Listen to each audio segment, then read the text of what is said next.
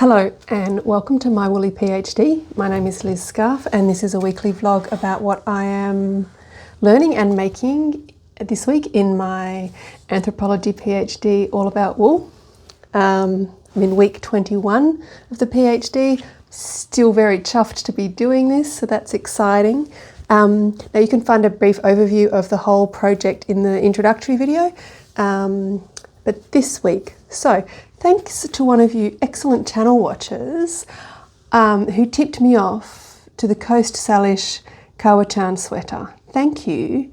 It's a bit of a tangent, but super interesting. I'd never heard of this sweater, which is not surprising. Like, I'm actually relatively new to knitting and sweater knitting, but yeah, I think maybe my exposure's been more sort of European traditions. Right, so anyway, now it's a bit of a tangent because it's not Iceland, but one of the things that's often done in anthropology research is that you might have your main site of research, but it's quite common and often quite important to sort of compare or also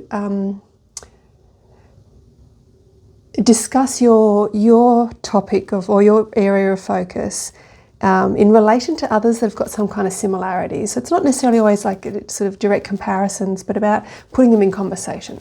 And so partly as a way of connecting and differentiating different sort of life worlds, different ways of being and doing. So it's kind of a tangent, but not only. So somewhere in my work I will need to be kind of talking about other sweaters or other kind of wool practices in different parts of the world probably. And this Cowichan sweater looks like it could be really, really useful for doing that. And just, you know, it's interesting in and of itself. So a couple of things that I've read about it, and I will put these in the links, but 2 articles, and they're both open access. You can access them for free. So the Coast Salish Knitters and the Cowichan Sweater, an event of national historic significance, by Marianne P. Stopp, and that's in Material Culture Review. It's a Canadian journal. And A Curious Clay, the use of a powdered white substance in Coast Salish spinning and woven blankets, by Liz Hammon-Kaarremaa. Yeah, so I'll put the notes. I'll put them in the notes. But yeah, both free to check out. So the Coast Salish are a First Nations group in what is now called Canada, and pre-colonisation they had a very complex textile production practices where they were blending mountain goat fleece and dog hair. They actually were kind of breeding, it's called the Salish wool dog, and you can Google it, it's extinct now, which is quite sad, but they were using this amazing dog hair as well, and plant fibres and feathers, and sort of blending these together into fibres, and apparently beating a white clay or mixing a white clay in the fibre preparation stage before spinning, probably to remove some of the grease, but also may have been to cure the feathers somewhat. And clay was also used to clean the finished textile, so they were making often a lot of blankets from what they were spinning. So around the late 1800s, around 1860, the Coast Salish people added in the European 2-needle knitting, it's a technology, into their practices. And at some stage the Cowichan sweater emerged from this combining of practices. And the sweater is of course tied up in colonialism and the exploitation of women's labour and Indigenous labour, militarism, but also in really long histories of reciprocity and collaboration, technological development, and spiritual and transpersonal practices. And continues to be a way in which Coast Salish people, I guess, express identity and cultural practices across time as a contemporary Indigenous culture. There's a lot in that sweater, and a lot of work that it is, cultural work it is doing, and symbolic work and way it is translating and yeah, fascinating, and I think there's definitely more articles and maybe some dissertations on this. So if you get really interested, go check out more. I will be checking out more as well at some point. I'm not quite sure when that will be, but it's really interesting. Anyway, in the Marianne Stopp article, there's a picture of a really stunning sweater that combines Cowichan and Fair Isle traits from about from the 1920s. So there's something really interesting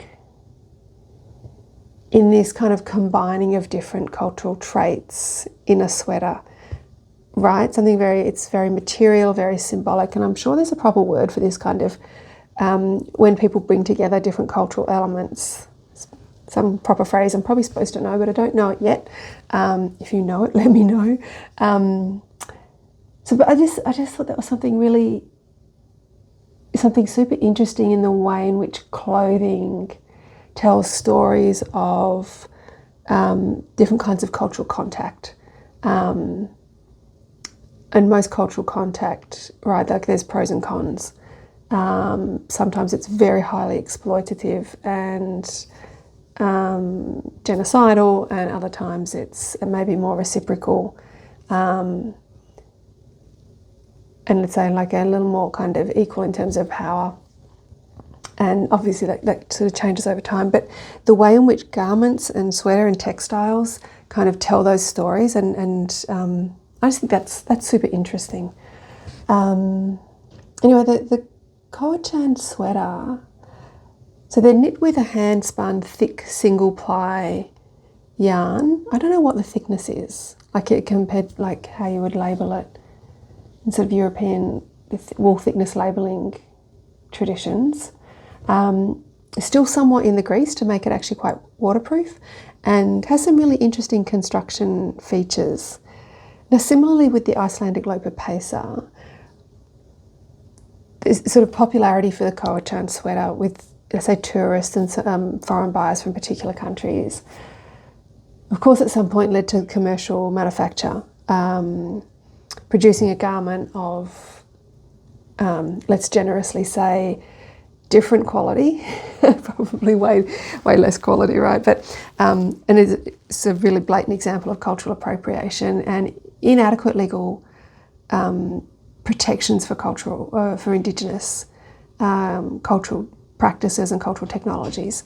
And the article I was reading, the Stopp one, sort of said there's still sort of legal actions in place, but what was the date of the article?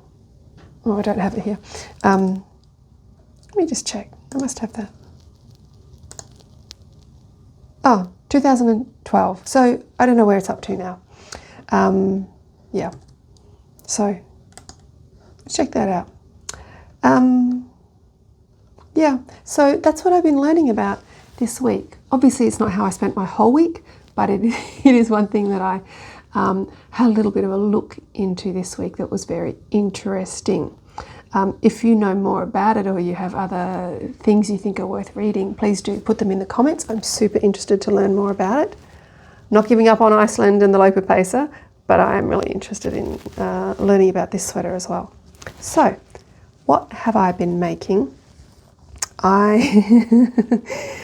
had to go to a one-day first aid training this week. It was actually much better than I was expecting. I've been to first aid trainings a few times in my life, and so actually enjoyed the training, but it also was not super intellectually demanding. And so I knitted while I was there, and I got the big tube part of this Mussleburgh beanie done. So I am now ready to start the decreases to finish off the end. So that's exciting. I will probably have that done next week or two. And so that's exciting. It's going over there. I did my swatch for the Faerdy vest by Gudrun Johnson, which I thought about saving to show you on the video, but I really needed to pull it back so I could cast on. So if you're desperate to see it, there is a photo on my Instagram. But that means I have cast on. It's a gorgeous little, I don't know if it's coming up. Where is the camera? Oh, there we go. It's this little contrast colour on the cast on edge. it's so lovely. And this is the Jamisons of Shetland wool, which is the first time I'm knitting with it. And it's a rough wool that's, I don't know, I reckon that'll be a little bit scratchy. But that's okay. I have learned to manage scratchy wools. And it's really nice. It's quite loose spun, actually. I was surprised. So there's a kind of a way in which it's there's a flatness to it. And so I wouldn't call it plump. But yeah, grippy, really good for Fair Isle, which is great for colour work. So I'm super excited to be working on that. I think I can get that done in a month. Water bottle. Excuse me. The other thing I've been working on, I'm so embarrassed to share this, but I'm going to, because we all have projects like this. I've been working on some very ugly socks, basically, right, for my niece, who I think has small feet. She's like 8 or something. So she lives in Europe and we don't see each other very much, but she started crocheting maybe a year or so ago, and she sent me over this ball of 8-ply acrylic wool, right? Definitely not a kind of a colour that I would generally pick for myself. So I thought, well, assuming she didn't send it to me because she doesn't like it either, I hope that's not the case. I thought I'll knit her some socks, some little shorties with it, because it's just a 50-gram ball. And I thought that'll be great. And then I started thinking, maybe there's not enough wool to knit 2, because I haven't knit sort of kids' socks before, and I really was unsure about what it was going to require. So I thought I'll combine it with this, which actually, this looks nice in the ball. I don't like how it knits up. I bought this for my daughter many years ago and knit her a pair of socks with them that I was quite disappointed with because I didn't like how it knit up. Anyway, but I thought I can stripe it, right? I'll do stripes. They, you know, they look like they could go really well together in stripes. No. So this is the ugly sock I ended up with. It's a little shorty, so that's, you know.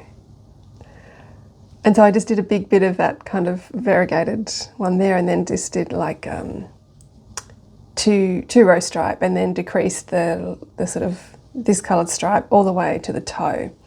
I thought it would be quite clever. But I really do think it's ugly as heck.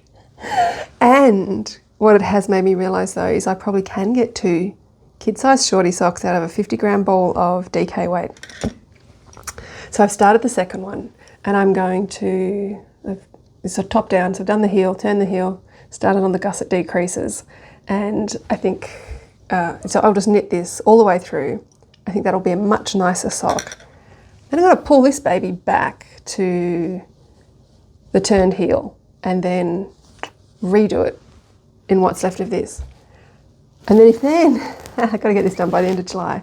If I do run out, I will pull the toes back and do the toes in some kind of contrast, but quite possibly not this one. And then I think I'm taking this to the op shop because I've had enough of thinking it might make something nice and then being disappointed by it. So that's that very long story about the ugly sock. Yeah. So, you know, that's fun. It's not that fun, actually. But I do love encouraging others to knit or crochet or make anything with their hands. So I figure maybe this is encouraging. Maybe she'll also take up knitting as well as crocheting, and she'll just have lots of fun making stuff too. So that'd be cool. Anyway, I also found a few Loper-Pacer patterns. Went sort of hunting on Ravelry and at a few of the Icelandic makers that I'm aware of, and found a few that I like, sort of in preparation, thinking I should just sort of hit the ground running when I get to Iceland in terms of the knitting. But yeah, if you've ever knit a Loper-Pacer and you have a favourite pattern, let me know what it's called, because there's a lot out there and they're very diverse. And I don't know how much Icelanders are using Ravelry.